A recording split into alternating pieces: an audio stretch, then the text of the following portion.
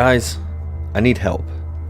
I'm posting this from my car at a truck stop just outside Kaiser, Arkansas. My parents own a cabin in rural Tennessee. Since they're getting older, we've been splitting the responsibility of caring for the property. I go down there by myself a few times a year to get away from the city and check up on the place. I usually stop in Kaiser because they have gas, a grocery store, and a little park where I can stretch my legs if I need to. I have the next couple days off of work and decided to spend them at the cabin, so I packed up and left town. Everything was completely normal until I stopped in Kaiser.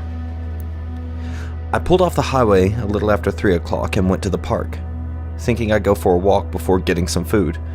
Nothing was out of the ordinary at first, but as I crested the first small hill, I saw a woman with a stroller blocking the path. She was looking at her phone, unperturbed by the harsh sunlight beaming down on her. I approached her with trepidation. I found it strange that she'd choose to text there instead of in the shade of the pavilion to her left. Maybe she was having an intense conversation via text. I tried to quash the more worrisome thought. Maybe she's on drugs. I tapped her on the shoulder. "Everything okay, ma'am?" I asked. The woman didn't look up. She didn't even seem to realize that I was there. I went to pass her on my left side when I saw the baby and stopped. It wasn't moving. Its face was bright red, and chubby little arms lay listlessly against the navy fabric of the stroller. Orange-yellow vomit, long since dried, crusted around its mouth and down its shirt. Oh my God, my voice trembled. That child was dead. I was sure of it. She was standing out here on her phone, and her baby was dead, and she didn't even seem to notice. Gingerly, I reached out and tapped its hand. It was warm, but not as warm as a living human should be. The woman snapped her head towards me and I jumped. She pressed her lips into a soft, vague smile. I smiled back, hoping it would dispel the confusion I felt. "You're so pretty," she cooed at me. My smile faltered. Before I could respond, she pointed her phone at me. I saw the minute movements of her thumb pressing down on the shutter button. I held up a defensive hand and tried to keep my voice calm, but urgent. "Ma'am, you should move to the shade. I'm going to call an ambulance." She released her hand from the stroller and started to walk towards me, still holding out the phone. "You're so pretty," she said, moving around to get different angles. As she got close, I noticed something was wrong with her pupils. One was the size of a pinprick, while the other was fully dilated. I started taking steps backwards. I was officially frightened. "Let me take your picture," she cajoled. "Ma'am, please, can I use your phone to call for help?" I couldn't help it, my voice trembled. The sight of that poor little thing in its seat, unresponsive, broke my heart.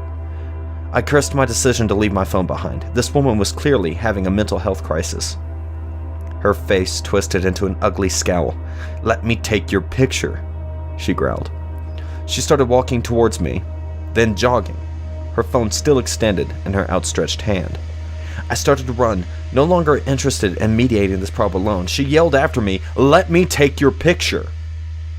I sprinted down the path, digging for my keys as I went. I yelped when I felt nails digging in my shoulder. When I turned around, the woman grabbed my throat. It took a minute to realize that she wasn't trying to choke me. She was trying to hold me still.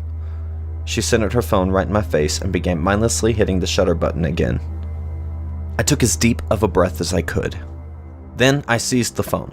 I don't know where everyone else is, but it's hot as hell in Kansas right now. So her hands were sweaty, and the phone left her grip easily.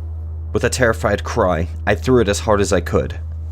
The woman's eyes widened in shock at the thwack of the phone hitting the asphalt. She began to wheeze, inhaling sharply through her nose and exhaling in loud gasps. Her hands curled into claws, and I swear I saw her skin start to go gray underneath the pink tinge. She let out a shriek. I flinched. She sounded exactly like the coyote calls that sometimes echoed through the trees at night. Then, to my surprise, she released me and hauled ass towards the phone. Stunned, I froze for a moment before jumping into my car. I pulled out of the parking lot and away from the woman, who had fallen to her knees next to the shattered phone. I tried to call 911 as I drove, but I kept getting voicemail. I was relieved to see a cop car parked in a diner parking lot up the street. Getting out of the car, I approached the cruiser. "Officer, There's a woman in the park with a baby. A burst of static drowned out the end of my sentence. Voices from the cop's radio. I can make out snippets. We need backup. EMT's en route. Not responding. Need. I listened, the churning in my stomach getting worse every moment. The officer leaned out of the window and smiled at me. "You're so pretty," he said. I started to back away. "Let me take your picture," he repeated. Unable to speak, I shook my head. The noise from his walkie stopped, replaced by a clear male voice. "Let me take your picture." What sounded like an explosion crackled through the device, followed by screams and shattering glass. A few seconds later, the original sound rumbled across the parking lot. I looked in the direction of the sound and saw a pyre of smoke rising into the cloudless blue sky. The cop got out of his car. Soft smile on his face, phone pointed at me.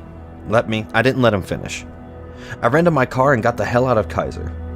I drove a few miles down the road and stopped at the truck stop where I am now.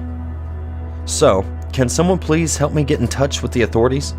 911 still isn't answering and I really don't know what else to do. I can't get the image of that baby out of my head. Even worse, although it might be just paranoia, whenever I catch a glimpse of myself in a reflective surface, I can't help but think, I'm so pretty, I should take a picture."